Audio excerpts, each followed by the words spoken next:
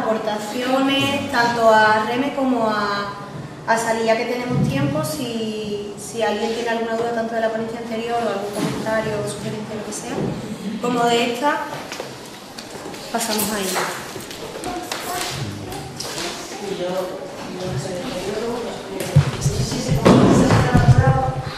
Igual que las tres con la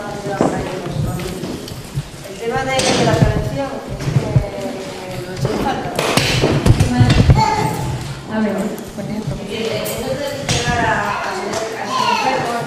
el saber vacunado, tengo que hacer alguna cosa para evitar algo que nos faltas. Entonces ya, vamos, ahí lo que podemos hacer y va a desgracia estar enfermo, pues ya no se está teniendo un tanto de todo ese dinámico. Sí. A ver, el tema de la prevención está muy bien, pero se ha abusado de ello, se ha abusado mucho de ese tema. Y la medicalización en gran parte es culpa un poco de programas preventivos mal empleados o mal usados. La prevención está bien, pero claro, ahora mismo la calidad de salud que tenemos no es buena, no la podemos prevenir. La prevención es buena en el aspecto de que si tú estás informado, educado y conoces cosas, obviamente tendrás otras conductas o intentarás evitar caer enfermo o el riesgo al que te expongas. El problema con la prevención en el tema médico es que se ha hecho mucho abuso de ella. Se hacen pruebas invasivas con el justificante de cribados, que a veces pues, son pruebas excesivas. Por ejemplo, el tema del riesgo cardiovascular en la medicina científica hay mucho debate porque en realidad nosotros estamos tratando de prevenir eventos. Hay mucha medicalización respecto a muchas cosas intentando prevenir un posible evento. Se trata, cuando te tratas del colesterol, te trata sobre todo sobre el tema del colesterol, el riesgo cardiovascular, tú tratas un riesgo supuesto que hay estadístico. No tratas ninguna enfermedad. Si no es el colesterol elevado, y eso puede desencadenar un infarto, o te puede desencadenar.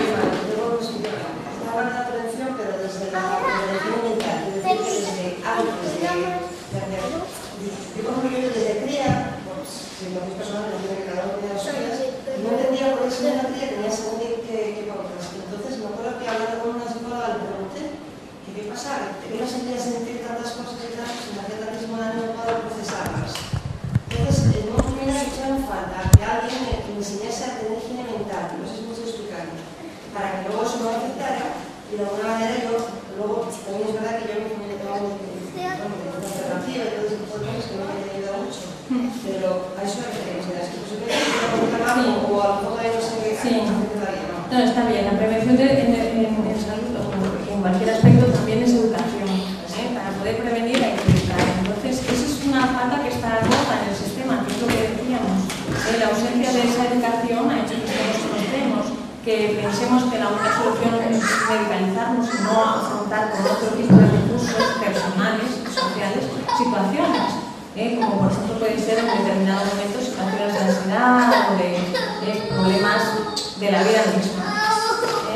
Pero en principio no está mal en ese aspecto, es ideal y la educación es fundamental para eso. La educación muchas veces no tenemos. Educación en recursos para afrontar ciertas situaciones o ciertos problemas. En ese aspecto no tengo nada que decir. Pero a veces se ha abusado mucho en el otro tema, el tema medicalizado respecto a la prevención, porque a veces estamos, y no será esto, y no será lo otro, y muchos pacientes vienen a las consultas diciendo es que he leído en internet, es que me parece que tal, es que me parece que cual. Estamos como... esa información está mal canalizada. Ahora más que nunca tenemos acceso a la información. Podemos coger, mirar en internet, pero claro, eso nos genera miedos. Encima, si a la menor duda acude a su médico, no deje de acudir a su médico, son los mensajes que nos meten a la sociedad, los medios de comunicación, y todo eso nos ha llevado un poco a esta situación. Por otra parte, ahora, por ejemplo, las familias, pues las mujeres también están en el mercado laboral. Antes no, antes las mujeres estaban en casa, eran como pilar. Antes vivían las familias, los abuelos, el tío abuelo, eran familias grandes, numerosas, y se apoyaban unos a otros. Ahora es como más individualista la sociedad, y eso también hace pues, que vayamos perdiendo esos recursos sociales. Sí, apoyando a Sally. Mira, es el anuncio de la CIMED, la señora que lleva la vida ajetreada, estresada, se levanta temprano, mira el reloj, echa a correr, rápidamente un café bebido, deja a los niños en el colegio, echa a correr, llega al tal, pero al final se toma un actimel y su vida se armoniza. No, la solución no es el actimel, la solución es intentar armonizar nuestra vida, entonces ir más allá, lo que tú decías, ir más allá de la prevención. O sea, ya no solo hacerme un montón de pruebas de imagen, por delante, por detrás, la resonancia, la eco, el TAC, ir al médico no sé cuantísimas veces me va a hacer estar más sano, no. El intentar armonizar mi vida es lo que me va a hacer estar más sano. Y además, una lanza rota a favor de la cultura de calle, lo importante que es compartir, lo que hicimos en Contrueces, que haya una asociación a la cual voy yo con unas amigas y pinto, y mientras pinto me río muchísimo, y con otras voy y hago tai chi, y me caigo y me río muchísimo, y no se me ocurre pensar que soy patosa. Entonces, todo eso, esa cultura de barrio es absolutamente sana y es promoción de la salud. Muy bien, Carlos.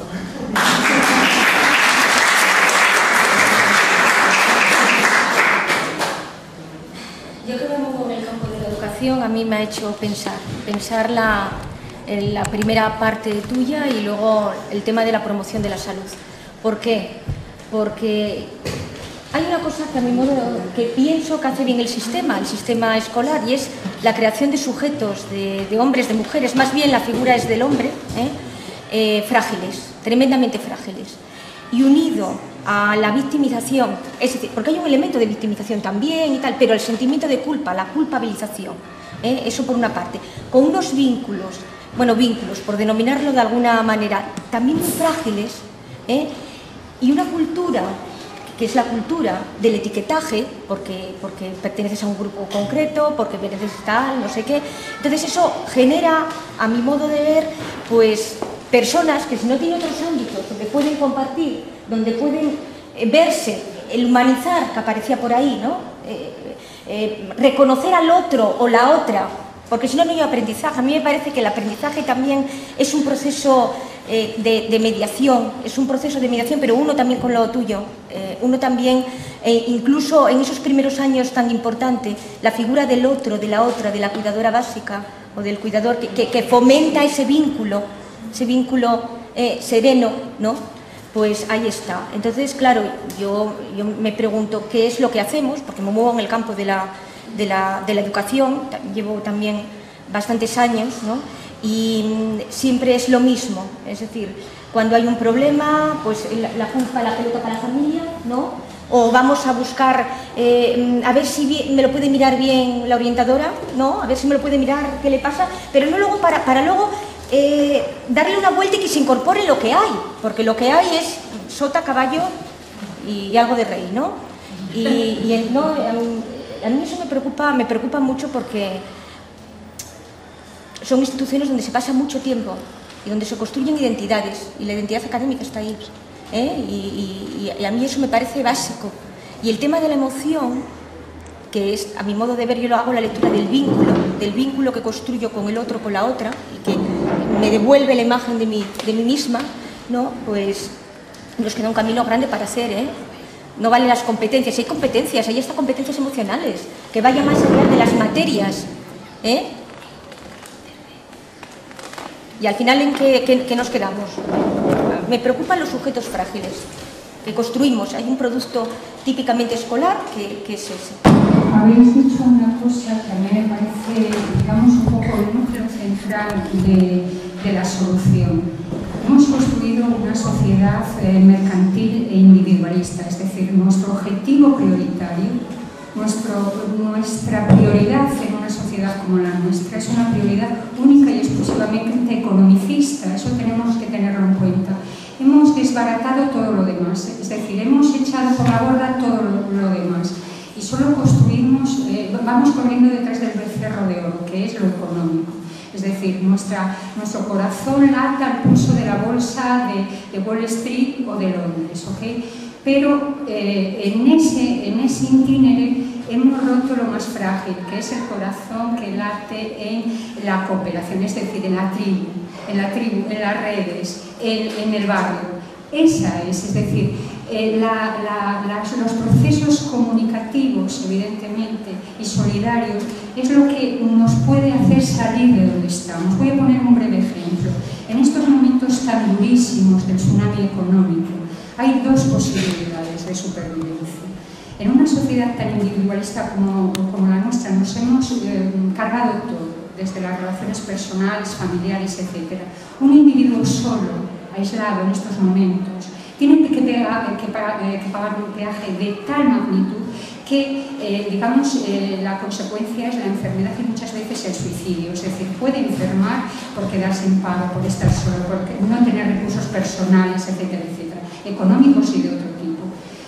La misma persona, es decir, una persona que queda en paro, pero ante esa situación, el tener redes personales, sean familiares, sean de amistades vecinales, es un antes y un después. No es lo mismo la soledad, es decir, el aislamiento, el estar solo y verse ante esa tesitura que es estar en el borde del precipicio, o tener una red que te apoya. Cuidado, esa cuestión es lo que decía antes, hay que trabajársela. Uno no tiene una familia y esta es mi familia de origen, punto. Hay que trabajárselo, es un dar y un recibir, hay que cultivarlo, hay que cuidarlo, no es dado. Y lo mismo las amistades, es decir, no es utilitarista, es algo más, es un mundo simbólico muy rico de dar y recibir. Y eso es lo que lo hemos, hemos desperdiciado en el camino, hemos mirado para otro lado y ahora tenemos que recomponer esos vínculos.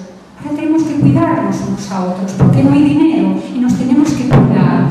Y es así. Es la única manera que yo veo, en principio. Es decir, yo creo en la economía social y de hecho yo lo llevo a cabo.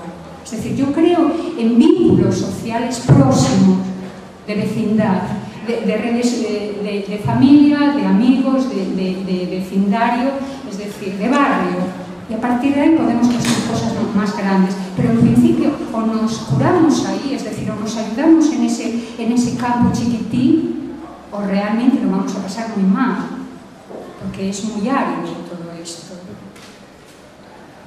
Yo totalmente de acuerdo.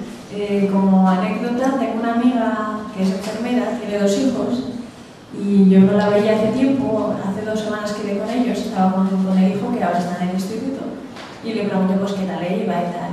Y hablando un poco de todo, me habló que habían hecho una especie de campaña política, que cada uno tenía que ir a dar sus opiniones y tal en clase. Y que él había opinado que todos deberíamos tener un salario equitativo y que debería ser todo vocacional, que los jugadores de fútbol no deberían ganar lo que ganan. Y que casi lo linchan en su clase, incluido el profesor. Y que, bueno, claro, no recuerdo de lo que estábamos hablando, pero todo esto salió porque él dijo, no, es que ser diferente es malo.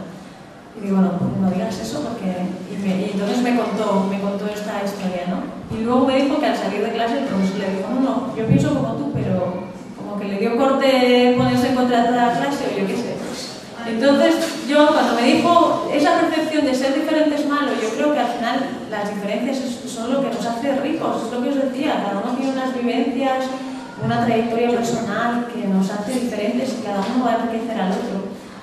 Probablemente, yo no lo sé porque no soy experta en este tema, pero probablemente sea esto la cultura que tenemos ahora, ¿no? El modelo que hay socioeconómico, los medios de comunicación que son un poder, que nos van metiendo mensajes que al final los vamos acatando.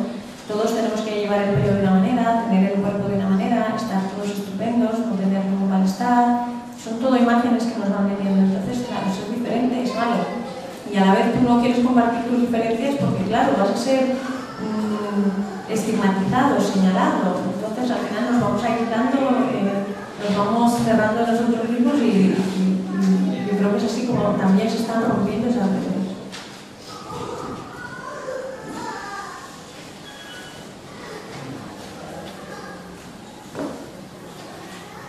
¿Hay alguna pregunta más? ¿O comentario?